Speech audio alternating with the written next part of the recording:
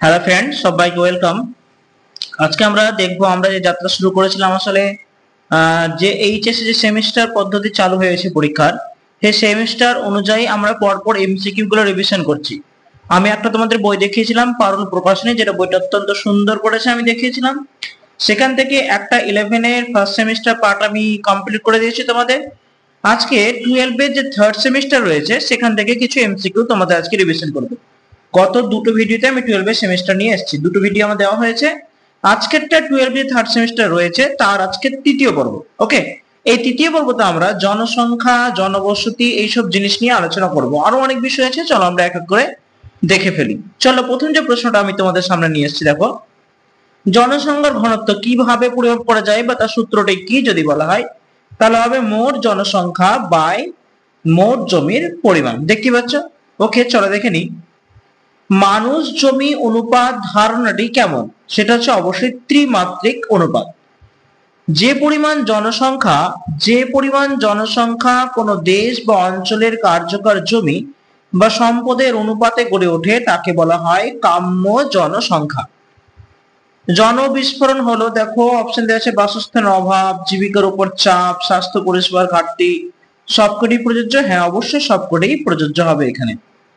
মানুষ জমির আদর্শ অনুপাত কি হবে তা নির্ভর করে যে বিষয়ের উপর, সেটি কি, ভূমি কতটা কৃষি সম্পদ উৎপাদনের উপযুক্ত সেটা। মানুষ জমি অনুপাত বললেই আসলে কার্যকর জমিটাই দেখি তো আমরা, সেটা উত্তর হবে ভূমি কতটা কৃষি সম্পদ উৎপাদনের উপযুক্ত।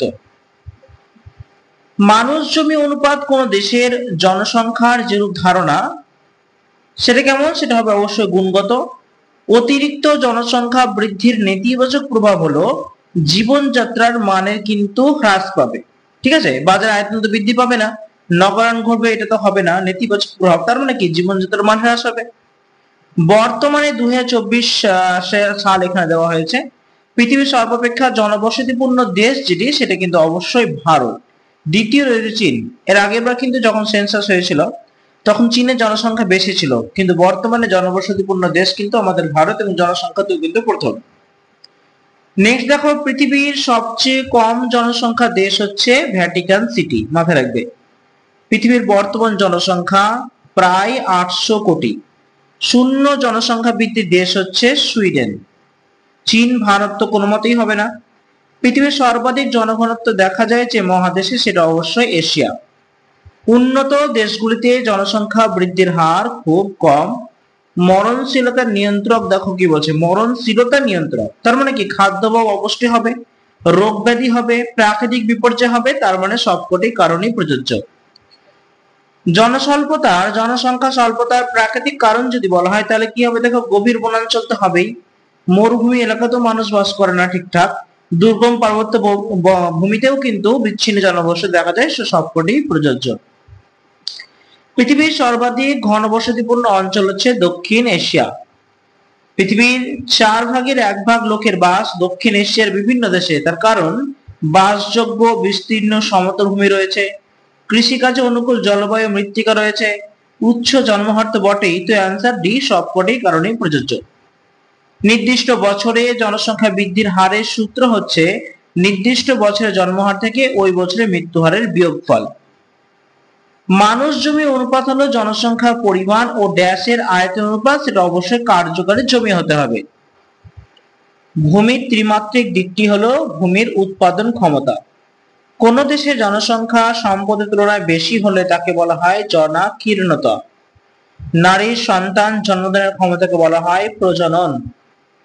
বলেছে ড্যাশ হলো নির্দিষ্ট স্থানে নির্দিষ্ট বছরে জীবিত শিশুর সংখ্যা ও উক্ত স্থানে উক্ত বছরের মধ্যবর্তী সময়ের জনসংখ্যা অনুপাত, সেটা হচ্ছে জন্মহার। কোন দেশ থেকে লোক সংখ্যা দেশের বাইরে চলে যাওয়াকে কি বলা হয়, বাস্তু ত্যাগ। দেশের বাইরে থেকে লোক বসবাসের উদ্দেশ্যে চলে আসাকে বলা হয় অভিবাসন। বাস্তুত্যাগ ও অভিবাসনকে মিলিতভাবে বলা হয় প্রব্রজন বা পরিব্রাজন। ভারতের অতি ঘনবসতিপূর্ণ রাজ্য হলো বিহার।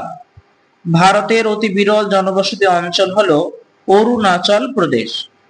জন্মহার ও মৃত্যুহার সমান হলে তাকে কি বলা হয়, স্থির জনসংখ্যা বলা হয়। পরিসংখ্যানের সাহায্যে ভবিষ্যতে জনসংখ্যা সম্পর্কে পূর্ব অনুমানকে কি বলে? বলে জন অভিক্ষেপ। উচ্চ প্রজনন হার ও নিম্ন মরণশীলতা ড্যাশের কারণ, সেটা অবশ্যই জনসংখ্যা বৃদ্ধির কারণ। পশ্চিম অস্ট্রেলীয় মরুভূমি একটি ড্যাশ যুক্ত অঞ্চলের নিবিড় উদাহরণ, সেটা হচ্ছে আমাদের উত্তর হয়ে যাবে এখানে অতি বিরল জনবসতি। আফ্রিকার অতি বিরল জনবসতিযুক্ত অঞ্চলটি হলো সাহারা মরুভূমি।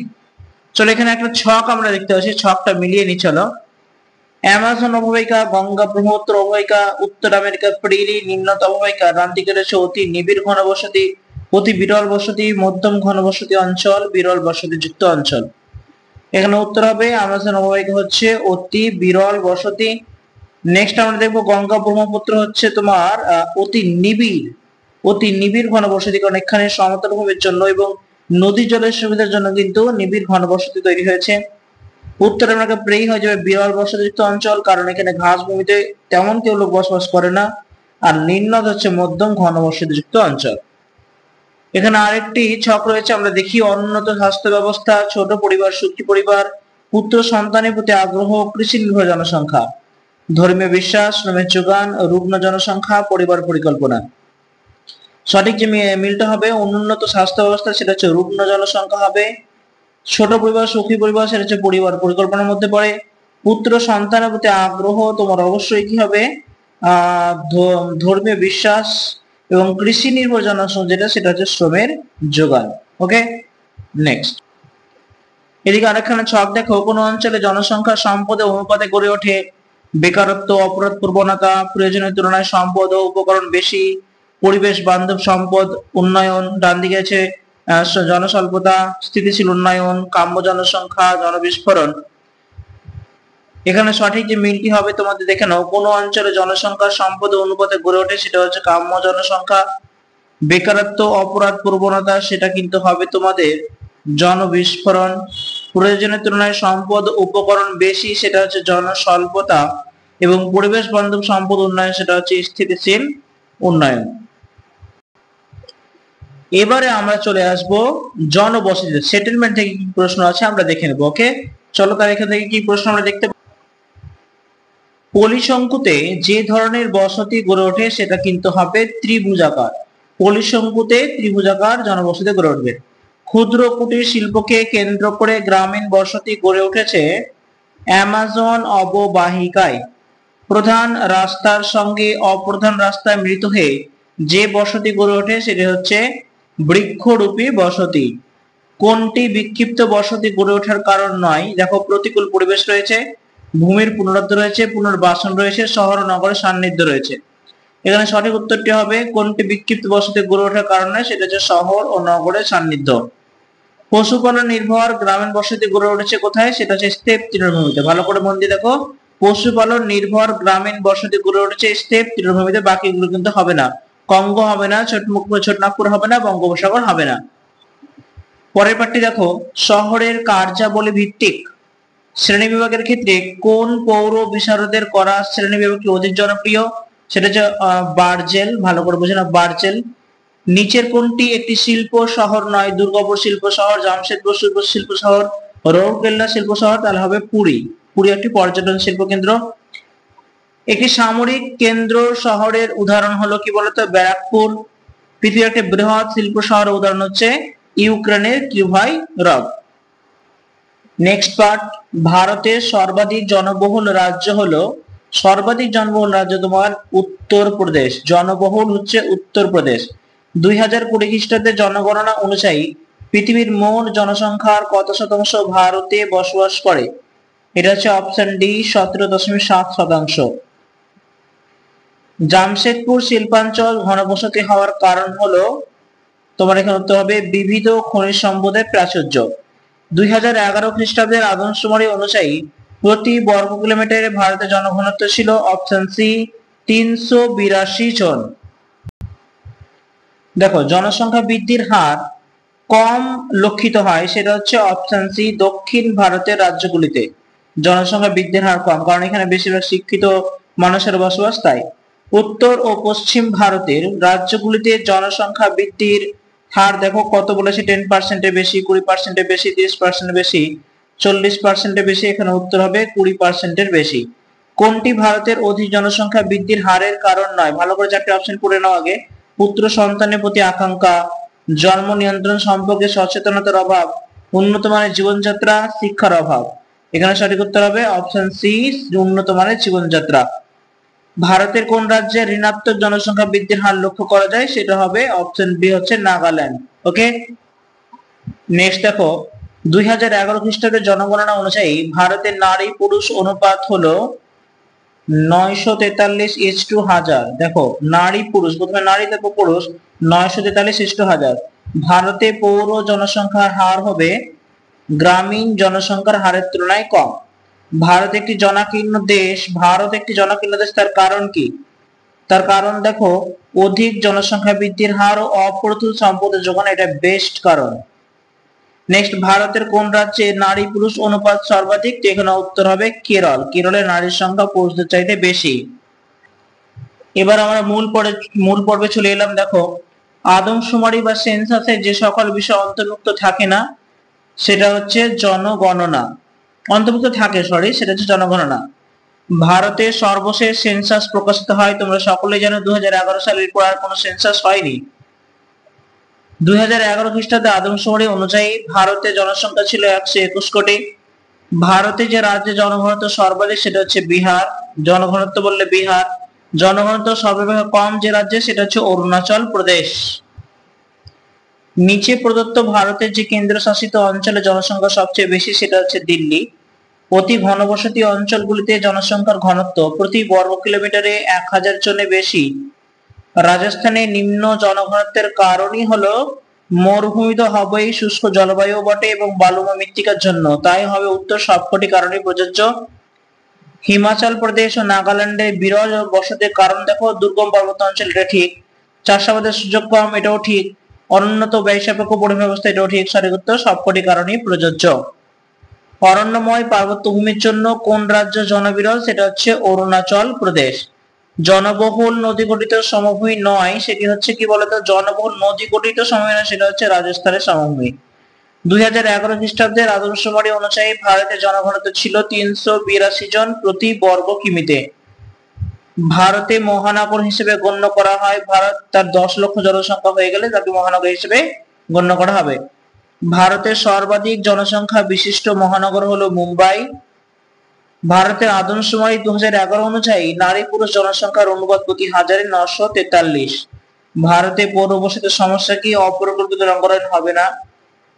পয় প্রণালীর সমস্যা, বস্তির উদ্ভব, উত্তর সবকটি হবে প্রযোজ্য। নেক্সট দেখো, ভারতে আদমশুমারি প্রকাশ করা হয় সে সময় ব্যবধান হচ্ছে 10 বছর। রাজ্য ভিত্তিক মোট জনসংখ্যার বিচারে কোন ড্যাশ প্রথম স্থানে রয়েছে? সেটা হচ্ছে উত্তরপ্রদেশ। ভারতে ড্যাশ রাজ্যের জনসংখ্যা সবচেয়ে কম? সেটা হচ্ছে সিকিম। পশ্চিমবঙ্গ ও বিহারে অতি জনঘনত্বের কারণ হচ্ছে কৃষি ও শিল্পের উন্নতি। ভারতে গ্রামীণ জনসংখ্যা 11 সেন্সাস অনুযায়ী মোট জনসংখ্যা প্রায় কত শতাংশ? 69%। ভারতের বার্ষিক জনসংখ্যা বৃদ্ধির হার শতকরায় 1.76। কত খ্রিস্টাব্দে ভারতের চীনের জনসংখ্যা অতিক্রম করে? সেটা হচ্ছে 2023 সালে। কাজের সুযোগের তুলনায় জনসংখ্যার চাপ বৃদ্ধি পেলে কি বৃদ্ধি পায় বলতো? বেকারত্ব সমস্যা বৃদ্ধি পায়। ভারতে অধিকাংশ কৃষি জমি খণ্ডিত ও ক্ষুদ্রাকৃতি হয় ড্যাশের কারণে? পরিবারের সদস্য সংখ্যা বৃদ্ধির কারণে। ভারতের জনসংখ্যার বৃদ্ধির হার বর্তমানে কেমন? নিম্নগামী, একটু একটু করে কমছে। এখানে চলে আসে আমরা একটা ছক দেখে নেব।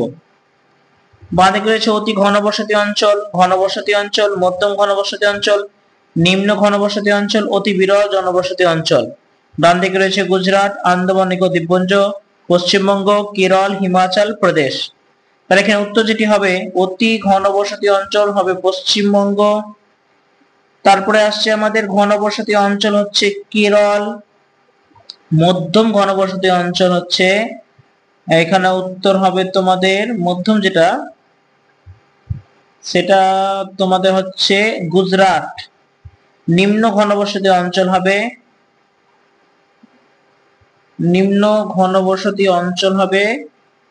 তোমার হিমাচল প্রদেশ, এবং অতি বিরল জনবসতি অঞ্চল হবে আন্দামান ও নিকোবর দ্বীপপুঞ্জ। বোঝা গেছে?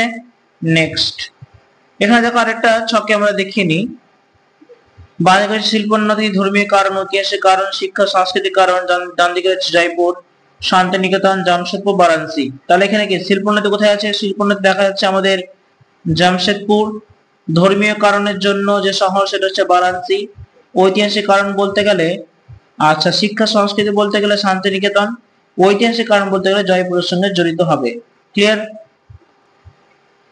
বন্ধুরা? এবার আমরা চলে এলাম নেক্সট অধ্যায়ে, সেটা হচ্ছে জল সম্পদ, ওয়াটার রিসোর্স। এখানে জল সম্পদ সংরক্ষণ, পরিচালনা অনেক কিছুই আমরা দেখবো। চলো এখান থেকে ওয়াটার রিসোর্স বলতে এখানে যে বৃষ্টির জলের সংরক্ষণ হয় বা জলসেচ বা ভারতের জলসেচ কেমন সেই অনুযায়ী আমরা কিন্তু এই চ্যাপ্টার গুলোকে বিশ্লেষণ করব। এখানে নদী নদীর ব্যাপারগুলো কিন্তু চলে আসবে। শুধু দেখে নিই। জল সম্পদ সংরক্ষণ ও পরিচালনার সঙ্গে যুক্ত উভয়, দেখো ভূপৃষ্ঠস্থ জল, ভূগর্ভস্থ জল দুটোই হবে। সঠিক উত্তর অপশন সি, উভয় প্রকার জল। প্রদত্ত বিকল্পগুলির মধ্যে যেটি জল সম্পদ পরিচালনা উদ্দেশ্য নয়, দেখো ভবিষ্যতের জন্য সঞ্চয়, ভৌমজলে ভান্ডার বৃদ্ধি করা, পরিবেশ ও বাস্তুতন্ত্র রক্ষা করা, যথেচ্ছভাবে জল সম্পদের ব্যবহার। সঠিক যে অপশনটি এখানে হবে সেটা হচ্ছে যথেচ্ছভাবে জল সম্পদের ব্যবহার, এটা উদ্দেশ্য নয়। দুটি নদী অববাহিকার মধ্যবর্তী উচ্চভূমি যা দুটি অববাহিকাকে পৃথক করে তাকে একটি বলা হয়, এটা সকলেই জানো, জল বিভাজিকা। নিম্নলিখিত কোনটি জল বিভাজিকা পরিচালনা উদ্দেশ্য নয়? সেটি হচ্ছে নদীর জল ব্যবহার না করে যথেচ্ছভাবে ভৌমজল উত্তোলন, এটা কিন্তু জল বিভাজিকা পরিচালনার উদ্দেশ্য নয়। ভারতের দীর্ঘতম নদীবাঁধ কি? সেটা হচ্ছে হীরাকুদ। নিচের কোনটি চেক ড্যামের মাধ্যমে জল সংরক্ষণের সঙ্গে যুক্ত নয়? এটা হচ্ছে চেক ড্যাম সৃষ্টি করার সময় নদীর গতিপথ সম্পূর্ণ কৃত্রিম উপায়ে পরিবর্তন করা।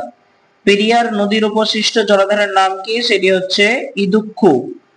প্রাচীনকাল থেকেই ভারতবর্ষের অধিকাংশ গ্রাম বা শহরে জনবসতি কেমন? সেটা হচ্ছে নদী কেন্দ্রিক।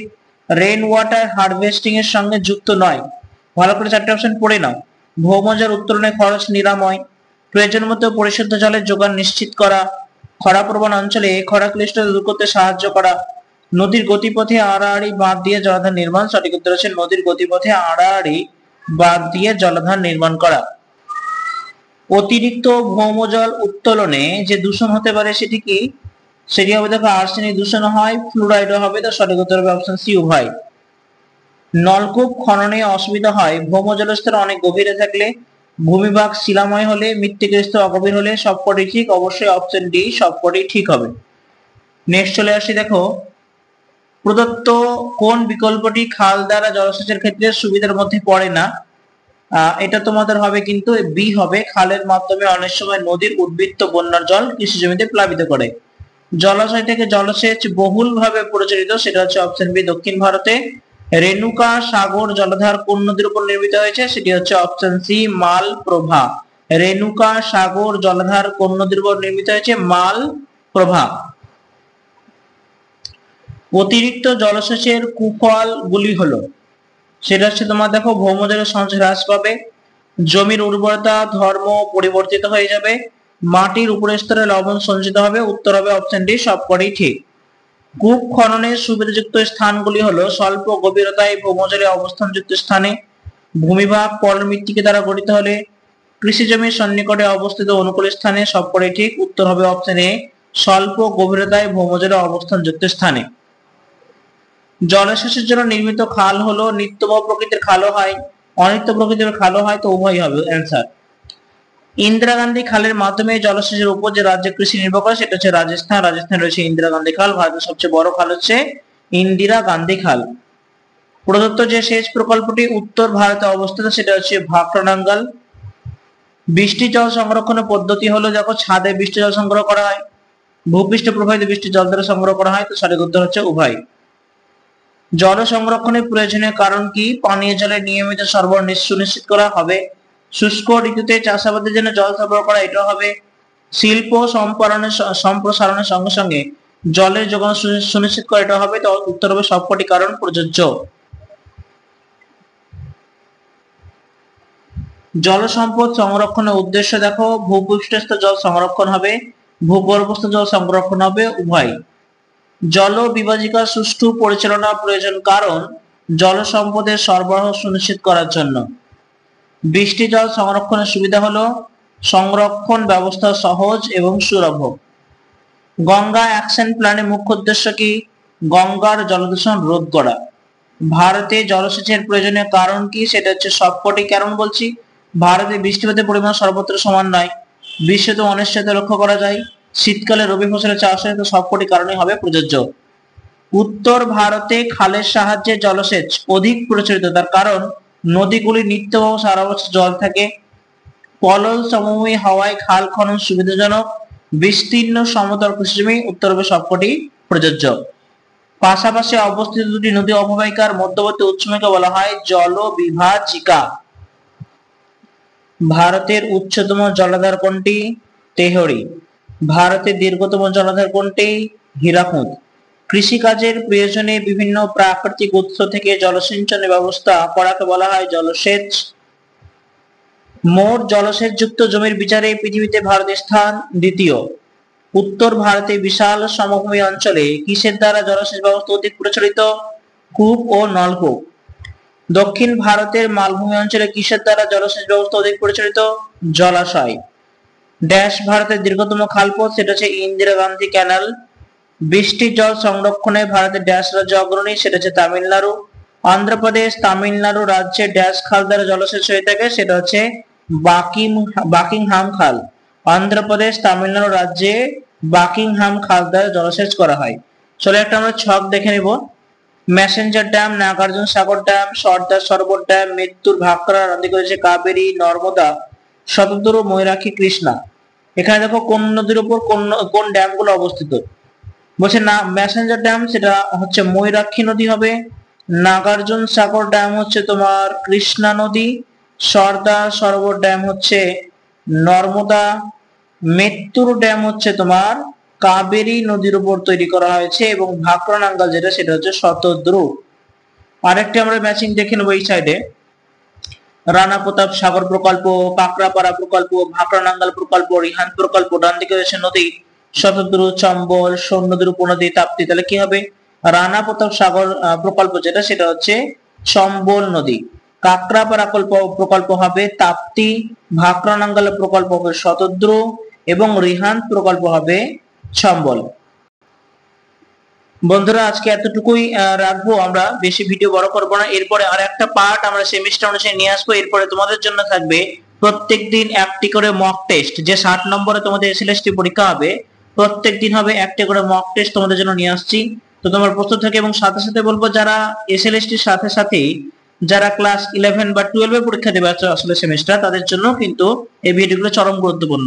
সো সবাইকে দেখার অনুরোধ রইলো এই এমসিকিউ গুলো রিভিশন করার জন্য। ওকে, চলো আজকের মতো টাটা, গুড বাই, দেখা হচ্ছে পরের ভিডিওতে।